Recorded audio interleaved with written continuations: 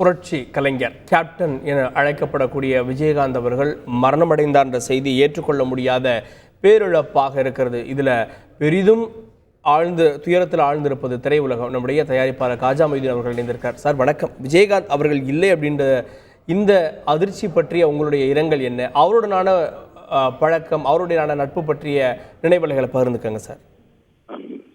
வணக்கம் சார், காஜா மொய்தீன் பேசுறேன் sir. Captain இறந்ததுங்கிறது ஒரு பெரிய மாபெரும் இழப்பு சார். எனக்கு அவர் ரெண்டு படம் பண்ணியிருக்கோம் நாங்க. அவர் கூட நான் கேப்டன் கூட பண்ணியிருக்கேன்.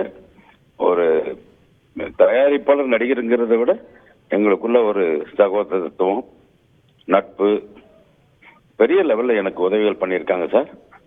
அதே மாதிரி இன்னைக்கு நடிகர் சங்கம் இன்னைக்கு இவ்வளவு பிரச்சனைகள் இதை சந்திச்சிட்டு இருக்கு. இன்னைக்கு இந்த நடிகர் சங்கம்னு ஒண்ணு இருக்கு அப்படின்னா அது விஜயகாந்த் சாரால மட்டும்தான் சார். அந்த நேரத்துல அந்த ஸ்டார் நைட்டு என்னுடைய படத்துல தான் கேப்டன் நடிச்சுட்டு இருந்தாங்க வாஞ்சிநாதன்ல. அப்பதான் அந்த நடிகர் சங்க பிரச்சனை வந்துச்சு. அதை நானும் அவர் சேர்ந்துதான் சார் தீர்த்து வச்சு அந்த நடிகர் சங்கத்தை மீட்டு எடுத்ததுல பெரும் பங்கு நடிகர் சங்கம் இருக்கிற வரைக்கும் கேப்டனை பத்தி பேசணும். ஒரு எல்லாருக்கும் உதவி செய்யற மனப்பாங்கு, ஒரு தயாரிப்பாளர்களுக்கு எந்த விதமான கஷ்டமும் வரக்கூடாதுன்னு நினைக்கிற ஒரு நல்ல மனசு. அதாவது சார் ஒரு சின்ன எக்ஸாம்பிள் சொல்றேன்.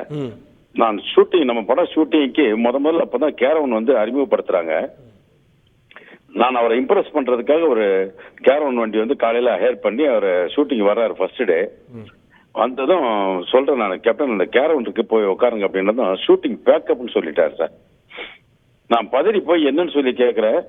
நான் நடிக்க வந்திருக்கேன்னா இங்க உட்காந்து சொகுசா உட்காந்து வந்திருக்கேன், முதல்ல கேரவன் அனுப்பிச்சிங்கன்னா ஷூட்டிங் நடிப்பேன், இல்லாட்டி நடிக்க மாட்டேன்னு சொன்ன ஒரு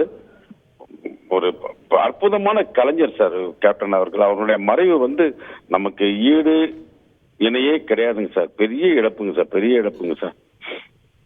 அதை தாண்டி பலருக்கும் உதவி பண்ணியிருக்காருன்றது சினிமா உலகத்துல சொல்றாங்க. சினிமா உலகத்துல ஒரு சமத்துவம் இல்லாம இருந்துச்சு சாப்பாடு விஷயத்துல கூட.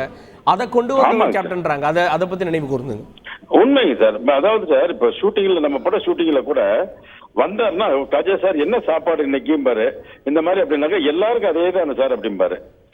அதாவது தனக்கு மட்டும் இல்ல, நடிகர்களுக்கு மட்டும் இல்ல, இருக்கிற டெக்னீஷியன் கூட அதே சாப்பாடு இருக்கணும் அப்படின்ற நினைக்கக்கூடியவர். நானும் முன்னாடி சினிமாவுக்கு வர்றதுக்கு முன்னாடி நான் பார்த்து இந்த ரோகிணி அவங்க ராவுத்தர் கேப்டன் சார்லாம் அங்க இருக்கும்போது பாத்தீங்கன்னா எப்பயுமே அந்த சாப்பாடுங்கிற விஷயம் எந்த டைமுக்கு போனாலும் சாப்பாடு கிடைக்கும் சார். விஜயகாந்த் சார் பார்க்க போகும்போது அந்த ராவுத்தர் பிலிம்ஸ் போகும்போது அதுதான் நான் ஃபாலோ பண்ணி ரோஜா கமிஷன்ல பாத்தீங்கன்னா எப்பயுமே வர்றவங்களுக்கு அந்த கேப்டனை பார்த்து தான் அந்த பழக்கமே எனக்கு வந்துச்சுங்க. ரோஜா கமிஷன்ல எப்ப பார்த்தாலும் அந்த சாப்பாடுங்கிறது கொடுக்கணும் அப்படிங்கறத நான் விஜயகாந்த் சார் ராவுத்தர் பிலிம்ஸ் அவங்களை பார்த்து தான் சார் நான் கத்துக்கிட்டேன். அதை என் கண் முன்னாடியே பார்த்திருக்கேன். எந்த நேரம் போனாலும் அங்க சாப்பிட முடியும் அந்த மாதிரி ஒரு இது. இன்னொன்னு எல்லாத்தையும் எளிமையா பழகக்கூடியவர் சார். அவருக்கு நான் சொல்லி வார்த்தைகளை சொல்லி இது புரிய வைக்க முடியாதுங்க. எவ்வளவு நடிகர்கள் அந்த வேணும் ஒரு இதுக்காக ஒரு பப்ளிசிட்டிக்காக செய்வாங்க. கேப்டன் மனப்பூர்வமா உதவி செய்வார்.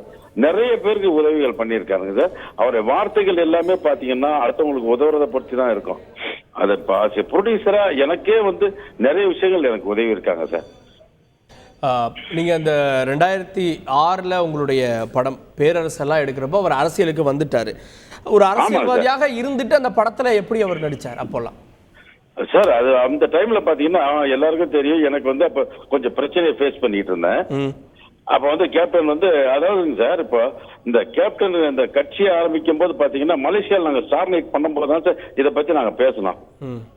2002 நானும் கேப்டன் உட்காந்து தனியா உட்கார்ந்து இருக்கும் போது, கேப்டன் இந்த மாதிரி மாசம் இருக்கு, நீங்க கட்சியை ஆரம்பிக்கணும் கேப்டன்.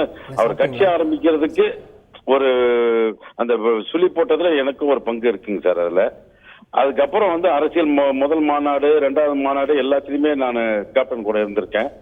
அதுக்கப்புறம் பாத்தீங்கன்னா 2006 எனக்கு பிரச்சனைகள் பேரரசு படம் நடிச்சிட்டு இருக்காங்க, கட்சியை ஆரம்பிச்சுட்டாங்க சார். எனக்கு சில விஷயங்களால படங்கள் ஷூட்டிங் தடைப்பட்டுச்சு. ஆனா கேப்டன் நீங்க முடிய சார் பணத்தை பத்தி எல்லாம் அப்புறம் பாத்துக்கலாம், அதை பத்தி நீங்க ஒரே பண்ணாதீங்கன்னு சொல்லிட்டு கிட்ட இருந்து நிறைய உதவிகள் செஞ்சு அந்த படத்தை முடிச்சு கொடுத்தாங்க சார். எனக்கு அந்த அரசியலுக்கு வந்துட்டோம் அந்த இதே கிடையாதுங்க சார். டெய்லி இப்போ விசாரிப்பாங்க, டெய்லி வர சொல்லுவாங்க, பேசுவாங்க. இந்த பிரச்சனைலாம் நம்ம பாத்துக்கலாம் சார், நீங்க முடிக்க முதல்ல படத்தை முடிங்கன்னு சொல்லி எனக்கு முடிச்சு கொடுத்தாங்க சார். அந்த அளவுக்கு ஒத்துழைச்சி பண்ணி கொடுத்தாங்க சார் எனக்கு. நன்றி திரு காஜா மொய்தீன். செய்திகளை உடனுக்குடன் தெரிந்து கொள்ள உடனே சப்ஸ்கிரைப் பண்ணுங்க.